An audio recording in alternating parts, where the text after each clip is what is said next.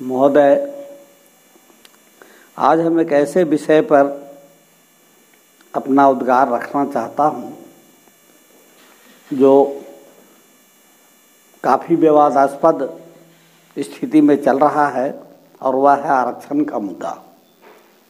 भारत का संविधान यहाँ के वंचित वर्ग को, चाहे वह शैक्षिक दृष्टि से हो, चाहे वह सामाजिक दृष्टि से पिछड़ा हो, ऐसे व्यक्तियों को ऊपर उठाने के लिए आरक्षण की व्यवस्था करता है संविधान। लेकिन अब कुछ लोग का कहना है कि इसकी अवधि समाप्त हो गई। और इसकी अवधि तो तब समाप्त होगी जब वंचित वर्ग ऊपर उठ जाएगा। अब ये वंचित वर्ग है कौन और कहाँ से आया, हम इस पर थोड़ा सा प्रकाश डालेंगे। यह वंचित वर्ग वह वर्ग है जिसका कभी इस देश पर शासन और सल्तनत था, और जब यह देवासुर संग्राम लड़ रहा था, जिसको विदेशी लोगों ने इसे राक्षस कह के पुकारा था, वह वर्ग अधिकार विहीन कर दिया गया, शिक्षा से महरूम कर दिया गया, तमाम सामाजिक अधिकार उससे खत्म कर दिए गए। न उसको खाने के लिए कुछ स्वतंत्रता थी, न पीने के लिए स्वतंत्रता थी, और न जैसे चलने और उठने बैठने की स्वतंत्रता थी। और वैसे व्यक्ति जो कभी इस देश नहीं विश्व प्रसिद्ध जिसका प्रतिभा थी, उसको इस तरह से प्रतिबंधित करके, अधिकार विहीन करके उसको बिल्कुल सर्वहारा के श्रेणी में खड़ा कर दिया गया।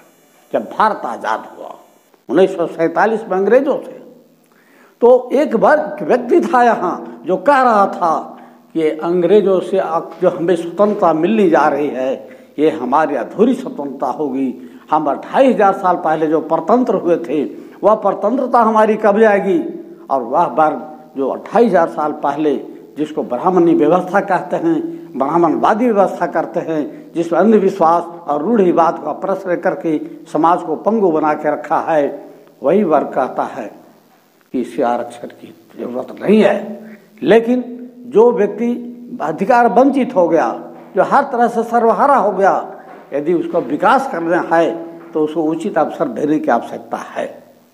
आज भी समाज में हम देखते हैं कि जो वर्ग जोर से चिल्लाता है कि वंचितों को अधिकार आरक्षण देने की जरूरत नहीं है, आप मंदिरों में देख लीजिए 100% का आरक्षण है, न्यायालय में देख लीजिए 100% आरक्षण है, कॉलेजियम सिस्टम बहाल कर रखा है, और दूसरे व्यक्ति को उसमें प्रवेश लोग नहीं देना चाहते हैं। और यह बहुत ही विषम स्थिति है। और अगर यह लोकतंत्र को हमें बना के रखना है, लोकतंत्र को कायम रखना है, जो अभी युग का मांग है, संसार में आज लोकतंत्र के अलावा कोई दूसरा तंत्र उचित उत्तम नहीं है, तो हमें वंचित वर्ग को आरक्षण देना होगा, जो संवैधानिक व्यवस्था है। यह किसी की कृपा नहीं है, यह हमारा अधिकार है। ऐसी स्थिति में अब जिस क्षेत्र में हम लोग रहते हैं, यहाँ बाहुलता किनकी है? यहाँ बाहुलता है वही वंचित वर्ग की, और वंचित वर्ग की बाहुलता है तो हमारी बात को सदन में कौन रखे? कोई हमारा प्रतिनिधि नहीं है जो उचित बात को रख सके। जो भी लोग अभी तक इस क्षेत्र का प्रतिनिधित्व किए हैं, कभी कभी ठीक हुआ, कभी कभी गलत हुआ। ये आरक्षण के सवाल पर जो सरकार की अभी नीति चल रही है, जो इसमें कुछ सामंतवादी प्रवृत्ति के लोग जो प्रवेश कर गए हैं, वो जो आरक्षण के खिलाफ बोलते हैं, वो अपनी बात को छिपा लेते हैं। और वंचितों में इक्के दुक्के आदमी का अगर कहीं महल बन गया तो दिखाते हैं कि देखो ये फलना पासवान, ये फलना हरिजन का महल बन गया। अरे भाई, आरक्षण ऐसे लोगों को दिखा कर नहीं दिया जाता है। आरक्षण वैसे लोगों को दिखा कर दिया जाता है जिसके घरों पर छप्पर नहीं होते हैं, जिसके किवाड़ में दरवाजे नहीं होते हैं, टड्डर लगे हुए होते हैं, जो जमीन पर सोता है, बासी भात खाता है और मेहनत मजदूरी करके जीता है।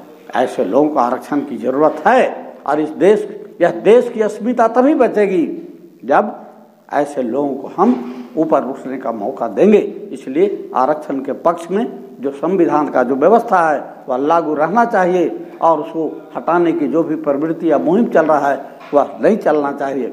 इस संबंध में एक बात हम कहेंगे कि यह जो इमामगंज की धरती है, मोरन नदी की घाटी, यह सदैव अच्छे लोगों को पैदा करते रहा है। कभी जगलाल महतो उभरे थे, कभी यहाँ से सम्राट अशोक उभरे थे, इस तरह से यहाँ चंद्रगुप्त मौर्य हुए थे और लगातार यहाँ जगदेव प्रसाद जैसे प्रखर व्यक्ति हुए, समाजवादी नेता उपेंद्र नाथ वर्मा हुए और ऐसे लोगों का जो प्रतिनिधित्व हमें मिलना चाहिए था इमामगंज से, वह हमें नहीं मिला। अब इमामगंज की धरती भी प्रतिभावान है, इसे उचित अवसर की जरूरत है, चाहे वो विधानसभा का मामला हो या विधान परिषद का मामला हो। तो जब तक विधान परिषद में, विधानमंडल में हमारा प्रतिनिधित्व नहीं होगा तो अपने क्षेत्र के, अपने लोगों का और ये वंचित वर्ग समाज का जो गिरभांसज है, खास करके मैं इस क्षेत्र के दांगी बहुल जो इलाका है उसके बारे में कहना चाहूँगा कि इस क्षेत्र के दांगी हर तरह से आपको जागरूक कौम है, लेकिन उचित प्रतिनिधित्व के अभाव में या पिछड़ा हुआ है और पिछड़ा से अब अति पिछड़ा में चला गया है। इसे ऊपर उठाने के लिए जरूरत है कि इसे आरक्षण दिया जाए और इसके प्रतिनिधित्व के लिए कोई न कोई योग्य व्यक्ति को आना चाहिए। अभी एमएलसी का चुनाव आने वाला है, अभी कुछ दिनों के बाद एमएलए का चुनाव होगा, तो नेताओं की भीड़ लग जाएगी चुनाव लड़ने वालों की, और सब के सब आकेंगे कि हम भाई समाज की सेवा करेंगे। लेकिन जनता को परख है, जो लगातार 5 वर्षों से वो देख रही है एकाग्रचित होकर के कि जितने लोग फील्ड में अभी दिखाई पड़ने वाले हैं, जो अपना अपना नाम को भेज रहे हैं, जगह जगह पर इसको रख रहे हैं, ऐसे लोगों में एक नाम ऐसा है जो लगातार सामाजिक सुधार में लगा हुआ है, समाज में उठने वाले अत्याचारों को और जुल्म जाति को रोकने में लगा हुआ है।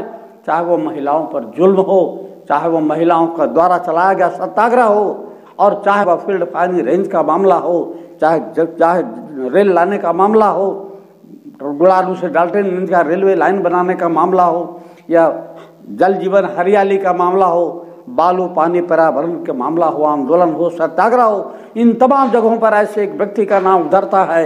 उस व्यक्ति का नाम है राजेश कुमार सिन्हा, जो इमामगंज के रहने वाले हैं और केशव महतो मेमोरियल कॉलेज के वो संचालक हैं, वो प्रिंसिपल हैं। और ऐसे योग्यतम व्यक्ति जो तमाम हम समझते हैं कि आज की तिथि में जितने भी राजनेता हमारे बीच दिखाई पड़ रहे हैं, सबसे ज़्यादा कर्मठ है और ऐसे व्यक्ति को प्रतिनिधित्व मिलना चाहिए। और निश्चित रूप से हमारा मांग है कि ऐसे व्यक्ति को प्रतिनिधित्व दिया जाए, और इस बात को मैं जोर देकर कहता हूँ कि ऐसे व्यक्ति को जगह दिया जाए विधानसभा में। इन्हीं बातों के साथ मैं अपनी बात को समाप्त करता हूँ।